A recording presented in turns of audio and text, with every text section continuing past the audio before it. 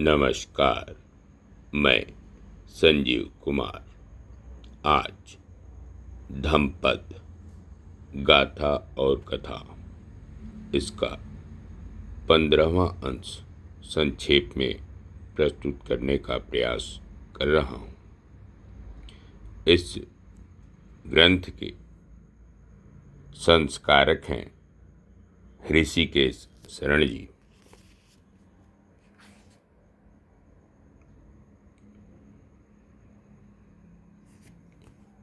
गाथा।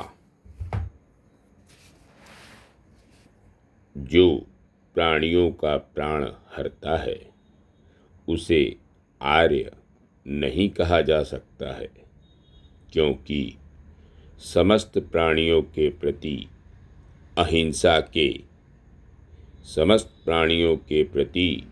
अहिंसा की प्रवृत्ति रखने वाला ही इस लोक में आर्य कहलाता है।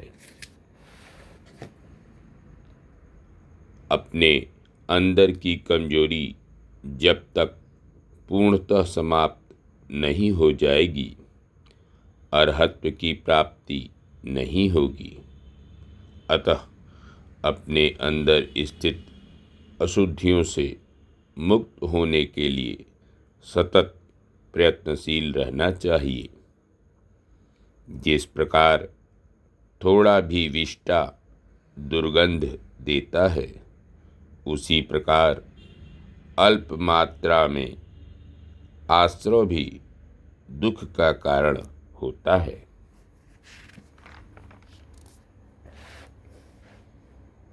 आध्यात्मिक चिंतन के मार्ग में अष्टांगिक मार्ग ही श्रेष्ठ है। सत्यों में 4 आर्य सत्य श्रेष्ठ है। धर्मों में वैराग्य सर्वश्रेष्ठ है और देवताओं और मनुष्यों में ज्ञानवान तथागत अर्थात चक्षुष्यमान ही श्रेष्ठ है। सभी संस्कार अनित्य हैं, ऐसा जब साधक प्रज्ञा द्वारा साक्षात करता है तब उसे दुख से विरक्ति होती है। यही चित्त विशुद्धि का वास्तविक मार्ग है। बुद्ध कहते हैं, भिक्षुओं, सभी संस्कार प्रतिपीड़क होने के कारण दुखमय हैं। यह संसार ही दुखमय है। यहाँ संसार में सुख की कोई किरण नहीं है। जिस दिन समझ लोगे कि सभी संस्कार दुख स्वरूप हैं, उस दिन से तुम दुखों से छुटकारा पाने लगोगे। प्रज्ञा से जब यह पहचान लोगे तो सभी दुखों से मुक्ति हो जाएगी। यही निर्वाण का मार्ग है। यही चित्त की विशुद्धि का मार्ग है। अतः मनुष्य को समझने की कोशिश करनी चाहिए कि सारे संस्कार दुखदायक है, अर्थात जो उत्पन्न होता है वह नाशवान होने के कारण दुखदायी है।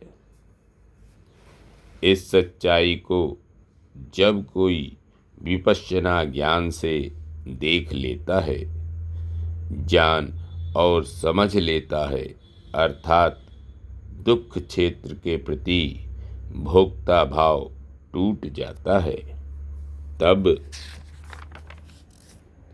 वह विशुद्धि अर्थात विमुक्ति का मार्ग प्राप्त कर लेता है।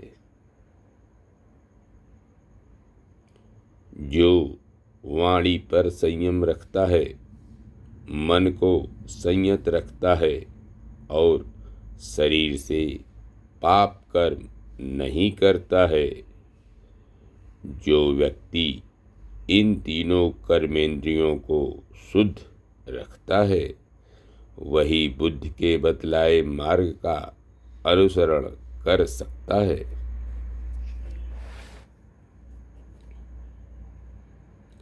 योग अभ्यास से ज्ञान बढ़ता है और योग न करने से ज्ञान का क्षय होता है।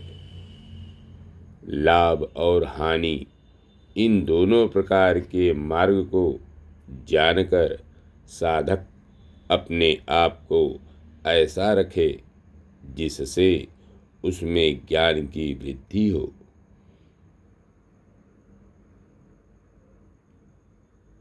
जब मृत्यु आती है तो न पिता, न पुत्र, न रिश्तेदार और न कोई बंधु बांधव ही कोई भी रक्षा नहीं कर सकता।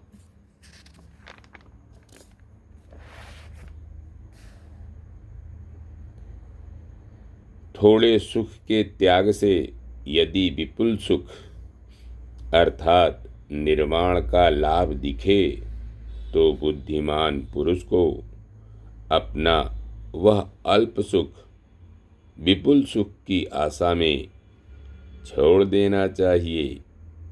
धन्यवाद। नमस्कार। मैं संजीव कुमार। शेष अगले अंक में।